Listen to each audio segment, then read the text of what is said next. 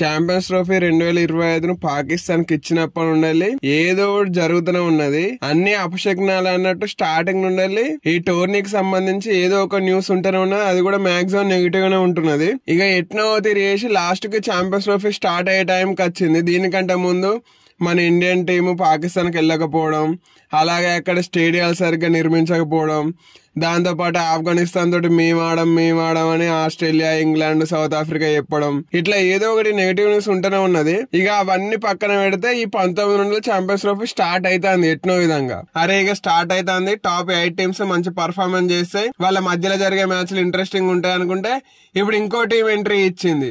అదే injury squad. అవును, ఇప్పటి వరకు ఏ ఐసీసీ టోర్నీకి ముందు జరిగిన ఇంజురీలు ఈ ఛాంపియన్స్ ట్రోఫీకి ముందు జరిగిన అంతమంది స్టార్ ప్లేయర్లు, ఉత్త ప్లేయర్లు కూడా కాదు, స్టార్ ప్లేయర్లు టోర్నీ నుండి దప్పుకున్నారు. అయితే ఇప్పుడు ఏ స్టార్ ప్లేయర్ ఏ కారణాల వల్ల అట్నే ఇంజురీల వల్ల ఈ ఛాంపియన్స్ ట్రోఫీ నుండి దప్పుకున్నారు. ఇప్పుడు నేను చెప్పిన ఎక్స్ట్రా స్క్వాడ్ అంటే ఇంజురీ స్క్వాడ్ ఎవరెవరు ఉన్నారో మనం ఇప్పుడు ఒకసారి లుక్ చేద్దాం. అయితే దానికంటే ముందు నేను ఈ ఐపీఎల్ నుండి ఇటువంటి క్రికెట్ ముచ్చట్లు మీతో మాట్లాడడానికి లైవ్ కద్దాం అనుకుంటున్నా.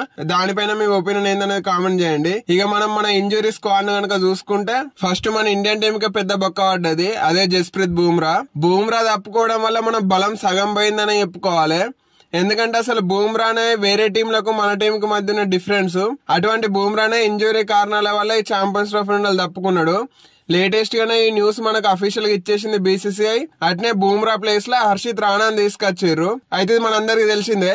ఇక బూమ్రా కాకుండా వేరే ఏ టీములకి వెళ్ళి ఏ స్టార్ ప్లేయర్లు తప్పుకున్నారు అనే దానిపైన ఒక లుక్ వేద్దాం. ఇక ఈ ఇంజురీలు అట్నే పర్సనల్ రీజన్స్ వల్ల తప్పుకోవడాల వల్ల పెద్ద బొక్క పడ్డది వాళ్ళకంటే ఆస్ట్రేలియా. అవును, ఆస్ట్రేలియా టీమ్ లోని ప్లేయింగ్ 11 లో సగం మంది ఛాంపియన్స్ ట్రోఫీ తప్పుకున్నారు.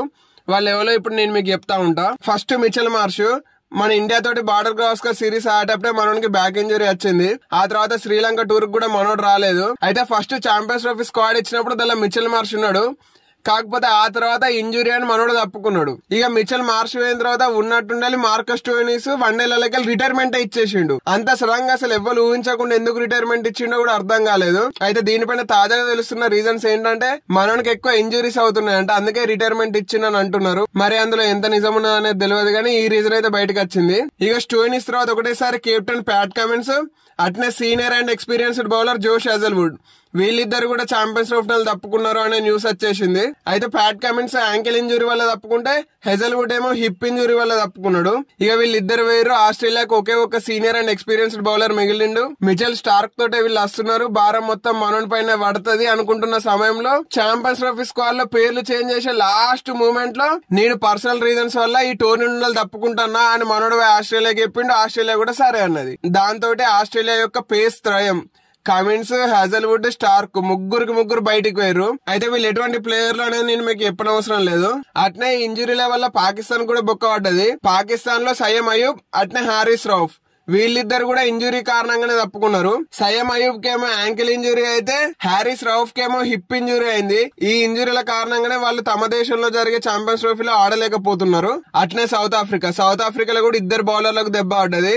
ఒకటేమో ఆండ్రిక్ నోకియా, ఇంకోటేమో జెరాల్డ్ కోయిట్జే. ఫస్ట్ నోకియాకి ఇంజురీ అయింది, మనోడికి బ్యాక్ ఇంజురీ అయింది. కాబట్టి తన ప్లేస్ లో ఛాంపియన్స్ ట్రోఫీ స్క్వాడ్ లో కోయిట్జేని తీసుకొచ్చారు. కాకపోతే తర్వాత కోయిట్జే కూడా ఇంజురీ అయింది. మనోడికి హ్యామ్స్ట్రింగ్ ఇంజురీ అయింది. అందువల్ల మనోడు కూడా ఛాంపియన్స్ ట్రోఫీ స్క్వాడ్ నుండి తప్పుకున్నాడు. ఇక ఇంగ్లాండ్ నుండి ఇద్దరు తప్పుకున్నారు. ఒకలేమో జేమ్స్ స్మిత్, జాకబ్ బెతలు.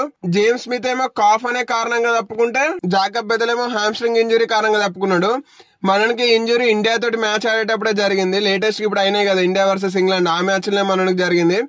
అందువల్లనే మనోడు తప్పుకున్నాడు. ఇక అట్నే ఆఫ్ఘనిస్తాన్ యంగ్ స్పిన్నర్ అల్హా గజన్ఫర్ మనోడిని ముంబై కొనుక్కున్నది లాస్ట్ ఐపీఎల్ ఆక్షన్ లో. అప్పటి మనోడి పేరు బాగా బయటకు వచ్చింది అన్నమాట. అటువంటి ఒక young spinner champions trophy squad కు సెలెక్ట్ అయ్యిండు. కాకపోతే స్పైన్ ఫ్రాక్చర్ కారణంగా మనోడు కూడా ఈ టోర్నీలో తప్పుకోవాల్సి వచ్చింది. లోకీ ఫర్గుసన్ ఛాంపియన్స్ ట్రోఫీ ఆడడం 99% డౌటే. మనోడిని ఇప్పటి వరకు అయితే టీంలోకి వెళ్ళి తీసేయలేదు. కాకపోతే మనోడికి కూడా హ్యామ్స్ట్రింగ్ ఇష్యూ ఉన్నది.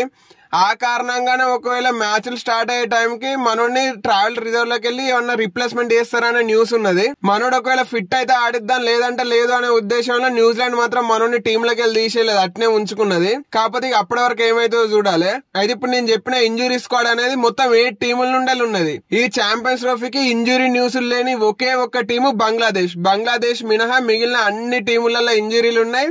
మళ్ళీ మెయిన్ ప్లేయర్లు అందరూ టోర్నీ నుండి తప్పుకున్నారు. ఒక బంగ్లాదేశ్ నుండి ఎవ్వరు తప్పుకోలేదు. మరి ఇంత మంచి అవకాశాన్ని ఉపయోగించుకుంటే బంగ్లాదేశ్ టీము 2017లో సెమీఫైనల్ కి ఏరినట్టే ఈసారి కూడా సెమీఫైనల్ కి ఏమన్నా చేరుతారా లేదా అనేది చూడాలి. అట్నే ఇప్పుడు ఛాంపియన్స్ ట్రోఫీ ఆడే టీములు బలంగా ఉన్నాయా లేదంటే నేను చెప్పిన ఈ ఇంజురీ స్క్వాడ్ బలంగా ఉన్నా అనేది మీరు కామెంట్ చేయండి. అట్నే స్టార్టింగ్ లో చెప్పినట్టు ఈ ఐపీఎల్ ఉండాలి మీతో లైవ్ వద్దాం అనుకుంటున్నా. దానిపైన మీ ఒపీనియన్ ఏంది అనేది కూడా కామెంట్ చేయండి.